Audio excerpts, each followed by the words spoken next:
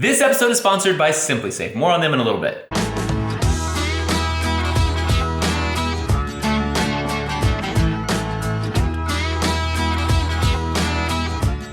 Well, the militia, it's true. All good things must come to an end, including my ownership of a 1989 AM General Humvee. It's pretty much all stock. I've done a few just maintenance things to it, a couple upgrades that were just minor to make it work better. Not really engine performance upgrades, anything crazy like that. But as you guys know, I traded it for that. It's a great truck. I'm gonna miss it for sure. It's awesome. It's super fun. It gets thumbs ups everywhere I go, but it's not a 5-ton. And I still have it because the guy who I got this 5-ton from lives in Georgia, and he was waiting to come down here to get the Humvee. So he's actually coming today, so I'm gonna start getting everything ready. I have like this cargo rack that goes in the back of it and a canvas that goes on that. I have a spare tire. I'm just gonna get everything put in it so that I can meet him and say goodbye to the Humvee. Mare actually really surprised me when she told me she was gonna miss the Humvee. I was like, really? You are gonna miss this? And she just said, yeah, because like Lincoln, you know, loved it, basically. He named it the Brave Humvee, and that's what we've called it this whole time. But I was like, we'll make memories of that too. I mean, come on, like, look at that thing. I'm gonna pack this thing up real quick. I'll be right back. Done. These tires are so crazy heavy. Actually, I was using a board as a ramp to get it up in there. Board broke in half. I actually got Robert Bursch to pick it up one time and throw it to see how far I could throw it. And it was super boring because like he couldn't throw it very far because it's just so heavy. Like, he threw it like 6 feet or something. Got the rails strapped in, got the canvas in here, got the wheel chock over there. I think we're good to go. I think it's time to roll her out of the barn and say sayonara. This is it. The final ride. Look how good she starts though. Ready? Wait for that wait light to turn off. Every time. Every time. It's a good truck. Let's do this. The last time that this Humvee will ever be in this barn. And it's done. A lot of people hypothesize that I'm not actually selling the Humvee. I'm just gonna send it to him to be worked on and built into some like crazy Humvee. As much as I wish that was true, that's not the case. So we'll just keep just the 5-ton and getting rid of the Humvee. Sorry to let you down. I remember when I first got this truck, it was hard to get used to how it drives and I was kind of nervous about it. I got used to it, super easy to drive, very comfortable. And now that I have the 5-ton, this thing seems like the easiest truck to drive ever. Like the 5-ton is so big that it makes it just, I don't know, it might just be that I'm not used to it yet, but it makes it nerve-wracking to drive. Humvee, piece of cake. Also, not many times that I'm like waiting for someone else to get out of the way in a Humvee. Humvee's not the fastest thing in the world. Could definitely use a turbo, but this guy is like going 30 on the highway. The Humvee behind you says hurry up. That means you should go faster. All right, we're gonna do one more. Full pull. I got it floored. 20, 30, there we go. We're doing it. 40, we're getting there. This is crazy. This is crazy. 50. This is where it starts feeling like you're re-entering Earth's atmosphere. Everything gets loud, starts shaking. You think you might explode. 60. That's about as fast as you should go in a Humvee, because 65 is crazy. But actually did make me want to know what the 0 to 60 time is on this Humvee. So I think I'm gonna actually get back on the highway, pull over on the shoulder, wait for a safe spot, and run this thing 0 to 60 in front of you guys so we know what the Humvee does 0 to 60. We're gonna hit a stop here. Okay, we are stopped. Go. Okay, I don't have a timer with me. Your guys are gonna have to time it from the video. I'll let you know when we hit 60 miles an hour. Actually, I'll just show it to you. We're 40 now. And she's getting it. She's getting it. Here we go. Here we go. 50. Come on, baby. Come on, you can do it. All right, we're gonna call it 60 right.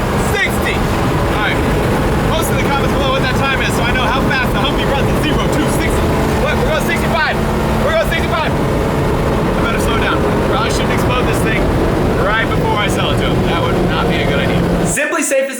reliable and effective home security. It's delivered right to your door, and then you easily stick it to your door with the included double-sided tape or your windows. That's the beauty of Simply Safe, is it's very easy to use, and you get to set up your house however you want, and you do it all yourself. You don't have to have a crew come in to do it. It's all done with simple tools like a tiny screwdriver or double-sided tape. It's too easy. That's the home base station. It talks to you when you turn the alarm on. Simply Safe on. Home. Alarm off. Or off. Cameras, keypad, water sensor, door and window sensor, smoke detectors, motion detector, glass break sensor, freeze sensor, smart door lock, video doorbell. What's the red button do? Ow! Ow! Alarm off. Oh. I was first interested in Simply Safe because I want to keep my house safe. I want to keep it locked up, and I want an alarm system so I know if any of the doors or windows are opened. And what drew me to Simply Safe was they have fair and honest prices, about 50 cents per day, and the big one for me, no contracts. You aren't locked into like a 2-year contract like you are with some companies. Super easy to test all of your equipment to make sure that they're working, and if there ever is a break-in, there's an issue, the monitoring system will call the police to alert them that there's something going on in your house. Please visit simplysafe.com/offtheranch to learn more. Thank you, Simply Safe, for sponsoring this episode of Off the Ranch. What a good running truck. Got her up here. The beautiful bunker branding. Figured that'd be the easiest place for a big truck to pick her up. I don't know if he's bringing like a 18-wheeler or just like a regular truck and trailer, but we're gonna load her up here at the shop. And I think we're gonna start making Matt's shirts, the guy who's getting at Custom Combat Trucks, gonna make his shirts as well, so I'm gonna show him around the place. You ever driven one of these? Once or twice. Once or twice. This is Matt from Custom Combat Trucks, taking the brave Humvee. Meredith actually did just meet him and told him that she was gonna miss it. She really did. Yeah. She did. I don't know why. She's never said anything nice about this thing until I'm getting rid of it. Never know what you have until it's gone. That's right. Man, she looks good. Yeah, I'm gonna miss it a little bit. We're back here at the house working on the 5-ton. Matt, the horn messed up. This thing has had a couple very minor issues, and in the comments people were like, oh man, this guy doesn't know how to build trucks. I didn't build this part. That's US military. You guys didn't see that I'm not complaining. This is my truck and I wasn't complaining. This is a 30-year-old, did a dog just poop? I just smell poop. This is a 30-year-old vehicle.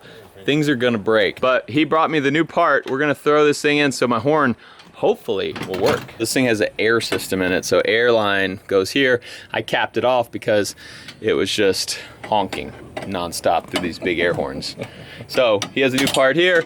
What is this, just a little electromagnet or something? Yeah. How does it work? Oh, I see, so that goes there. Yeah, that goes in here. This is part of the old one that broke. Cool. Whenever it gets electric power, it opens up a valve and that shoves air through the horn, making it loud. See, there's your air right there. New one going on. Check that thing out. Okay, after some work.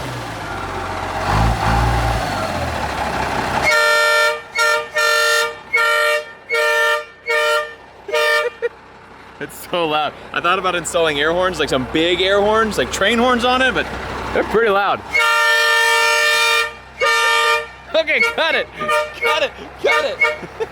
That's pretty loud. That's like killing my ears out here. Matt just left, and now the only thing I need to do is get that big truck in this big barn, because the hurricanes are coming, and they're not coming here, but they're probably gonna throw a lot of rain this way. And the truck is way more waterproof than the Humvee, but it is not 100% waterproof, so I would like for it to be stored indoors. Plus, like, it'd be nice to be able to work on it indoors. The problem is, even though this is a big old barn with a really high ceiling, it doesn't have really tall doors. Well, I guess it does have really tall doors. It has 9-foot doors. That's as high as I can reach. 9-foot tall doors. The problem is my truck is 9.5 feet tall, so it won't fit in. But I'm thinking if I just remove that crossbar right there and then remove some of those panels, I'll be able to drive straight in. I mean, like, the whole door will be gone. It'll be gone. I won't be able to close until I come back and fix it. But at least for now, I'll be able to get the truck in here. I'm doing it on the backside in case I mess it up and it looks really bad. Mare won't see it, so I won't get in trouble, because the front side faces our house. She would see that. I'm just gonna start taking stuff apart and we'll see where we get.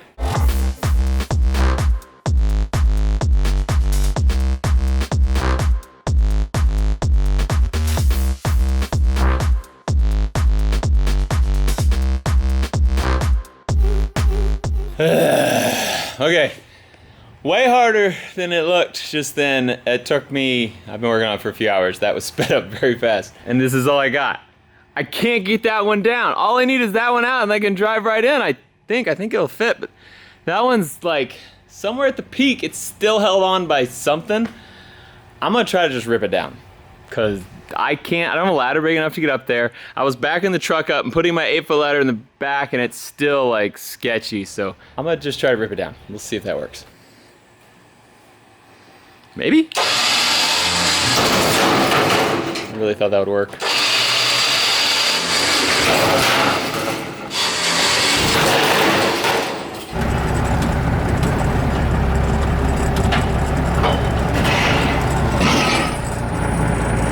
Got it.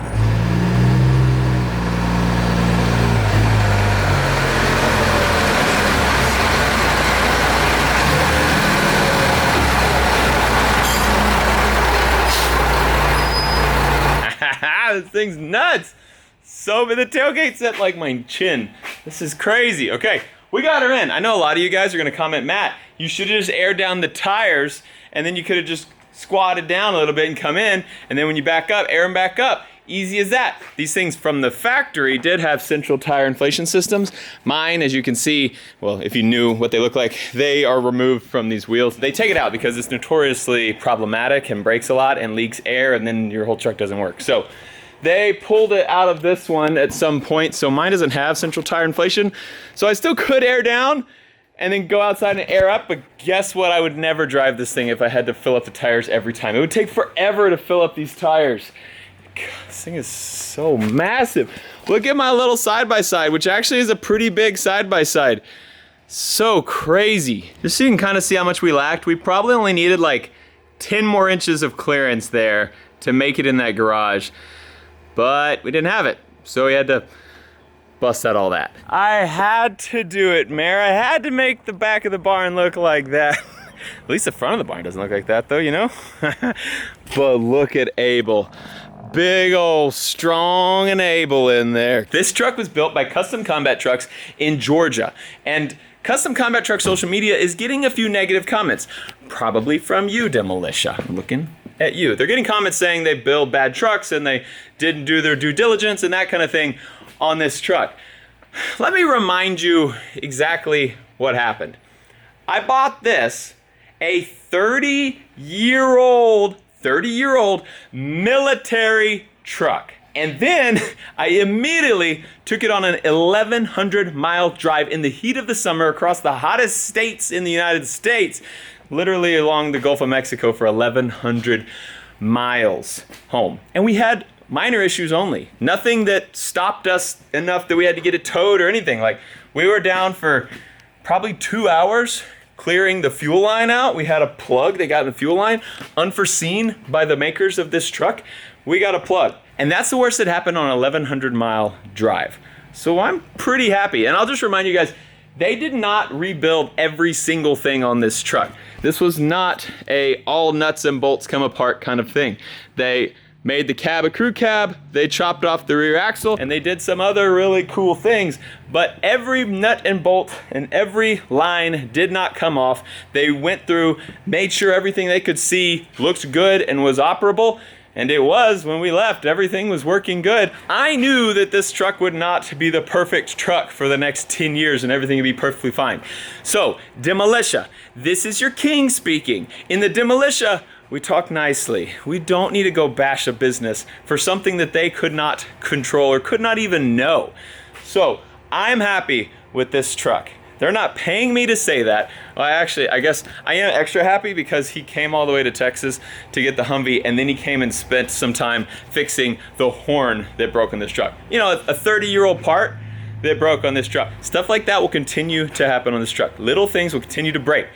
That's how it works. Don't go talk smack on Custom Combat Trucks anymore. Demolitia, this is your warning. I will send you to your room, Demolitia. You don't want to see me angry. All right. Thank you guys for watching this episode of Off the Ranch. We have Abel, who is strong and able in his house. Abel has a home. Thanks for watching Off the Ranch. I love you. And I'll see you next time.